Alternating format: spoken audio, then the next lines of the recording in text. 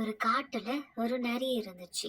அந்த நரி ஒரு நாள் காட்டுக்குள்ள இருக்கிற நவாப்பழ மரத்தை பார்த்துச்சு. எவ்வளவு முயற்சி செஞ்சும் அதால அந்த மரத்து மேல ஏறி அந்த பழங்களை திங்க முடியல. அப்பதான் ஒரு பெரிய காத்து அடிச்சு சில நவாப்பழங்கள் கீழே விழுந்துச்சு. அதை எடுத்து சாப்பிட்டு பார்த்த நரிக்கு ரொம்ப சந்தோஷமா இருந்துச்சு. அப்பதான் ஒரு காக்கா அங்க வந்து ஒரு நவாப்பழத்தை கொத்தி தின்னுச்சு. அத பார்த்த நரி காக்கா கிட்ட சொல்லுச்சு, எதுக்கு மரத்து மேல ஏறி பழங்களை திங்க இவ்வளவு கஷ்டப்படுற? இங்க கீழே இருந்தாலே நிறைய பழங்கள் விழுகுதுன்னு சொல்லுச்சு. அதை கேட்ட காக்கா சொல்லுச்சு, சுலபமா கிடைக்கிறது என்னைக்குமே நிலைக்காதுன்னு சொல்லிட்டு பறந்து போயிடுச்சு.